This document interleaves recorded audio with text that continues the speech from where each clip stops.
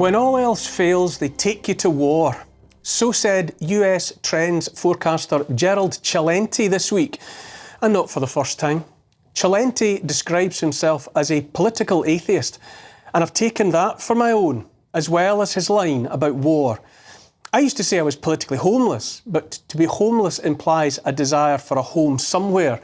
But I will never look to politics or politicians for a home of any sort. Not now, and perhaps never again. An atheist says there's no God, and a political atheist knows politics is the mother of all confidence tricks. When it comes to politics, there's nothing there.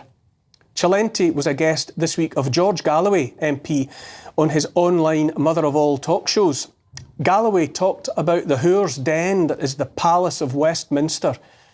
Recently returned to the mother of all dunghills as MP for Rochdale, he must hold his nose whenever he stands to speak and so breathe the fetid air of the Chamber of the Commons.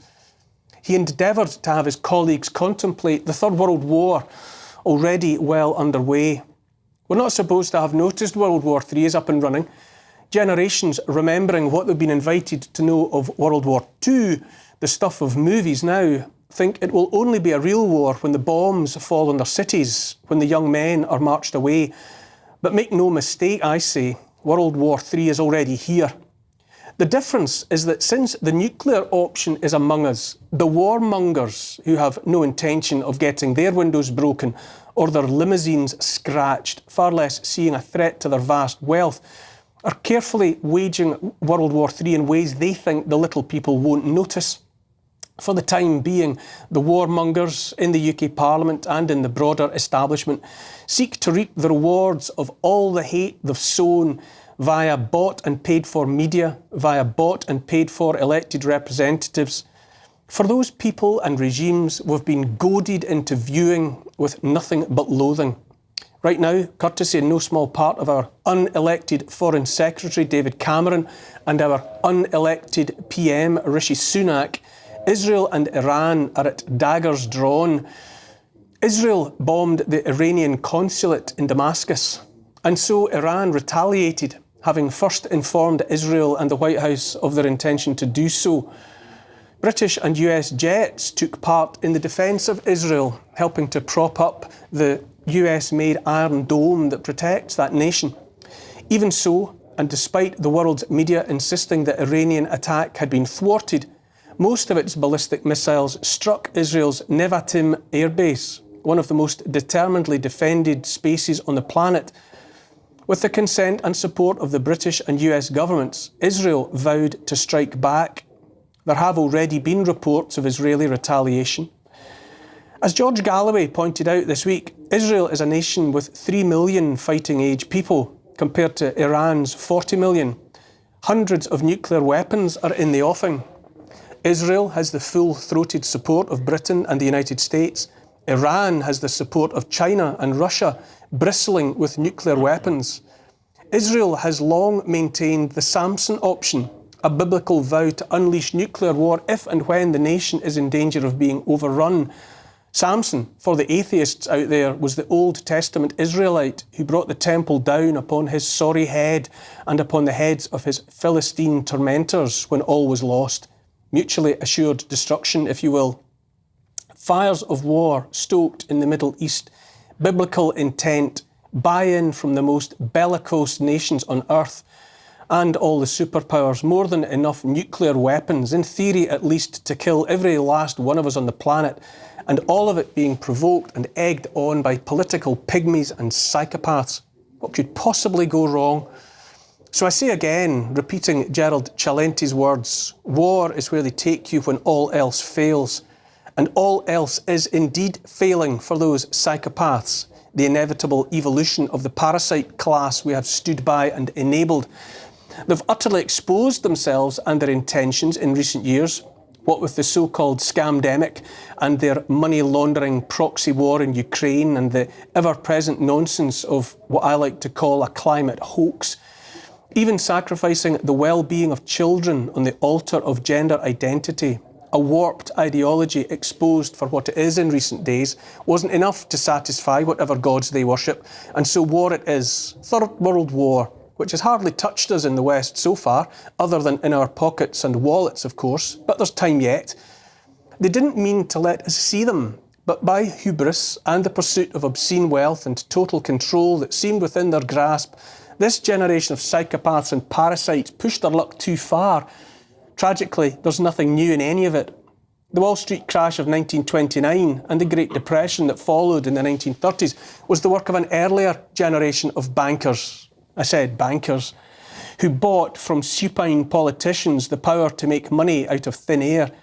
In 1930s America, there was no shortage of goods and services, industrial capacity, rich farmland, millions of workers keen to work, all the technology of the day, government structures with enviable capacity to get done whatever it wanted done.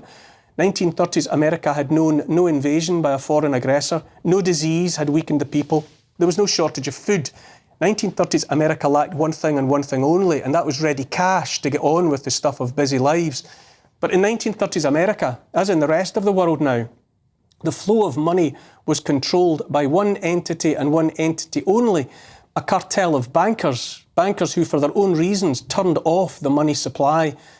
All those businesses still had loans to service though, jobs waited to be done, the same goods and services were available. But when the banks, in the form of the so-called Federal Reserve, which is not federal in any way but a private company run by and for bankers for profit and only profit, and that holds no reserves, when the bankers turned off the money supply, the US came to a juddering halt, as was their intention. The so-called Great Depression was made by bankers for their own ends. All those farms and homes and businesses suddenly rendered unable to function or to service their loans were repossessed by the bankers. Everyone was told times were hard, we're all in this together, but the only thing the bankers were in was baths full of profit. Come World War II, and all at once banks that had spent a decade claiming they had no money found uncountable billions of dollars overnight to pay for bombs and bullets and the ships, tanks and planes to fire them. In the Commons this week they laughed, nervously perhaps, at George Galloway, an actual thinking man of conscience among empty-headed nobodies, those political pygmies being the vast majority of our elected and unelected sock puppets. It was shaming to watch the spectacle as hollow non-entities preferred to talk about Liz Truss's memoirs and Angela Rayner's council house than to address what Galloway wanted to discuss, being bloody war set to envelop the world. Among much that bamboozles me now is why we keep interviewing those wastes of space we call MPs, so-called reporters still asking them questions, straight-faced, when their time might be better spent asking fleas about the decisions likely to be taken by the horse they're sucking blood from. They won't talk about war, at least not until they've been handed the latest script from whoever tells them what to say. Dennis Healey, a ghost from a bygone age, said MPs needed a hinterland, by which he meant they had to have more going on in their lives than just preening in Parliament like peacocks, but with smaller brains than peacocks. Part of our tragedy now is that the House of Commons is, with a handful of exceptions, filled with people who know nothing about anything and care less. That's true not just here in the UK, but of politicians across the West. I say those characters, or rather those creatures devoid of character, are bought and paid for, serving only the transnational corporations, the non-governmental organisations of the World Economic Forum and the World Health Organisation and what have you, and the bankers who call the shots. I say international terrorism, as we've been taught to fear it, and the war on terror is a mirage, a straw man. I say terrorism is waged on us not by foreign insurgents, but on the contrary by those we, the collective we of the West, have accepted as leaders, those for whom public fear of terror works wonders at the ballot box, and when it comes to winning approval for wars overseas, wars of profit and regime change. It's plausible there's been genocide in Gaza. The International Court of Justice said so. It also seems to me, just as it has been revealed to many in recent months, that the decision makers of the West have no ethical, moral problem with genocide as policy. I say they don't object to genocide per se, despite what some of us learned at school about the horrors of the 20th century. I say it boils down to whether the genocide is happening to people they think worth saving or those they believe don't matter. And here we are, at war again, where they take you when all else fails. Maybe by accident rather than by design, the nuclear birds will someday take wing. But I say again, it seems unlikely to me that those feckless, greedy ghouls in power, in the banks and elsewhere, truly mean to face Armageddon. Far from it. That would take backbone and will, in both of which most are profoundly lacking. Fear is what they always sell us, and fear is what they're selling us now. And while fear is in the air rather than missiles headed for London and Washington, those bankers can get about the business of reaping the rewards of financial and economic collapse that might destroy us, but that will enrich and empower them, as it always does. As likely as not, it won't be mushroom clouds we have to contemplate, but programmable CBDCs and the shackling digital IDs to go along with them. Here's the thing. French philosopher and writer Joseph de Maistre said, "Every nation has the government it deserves."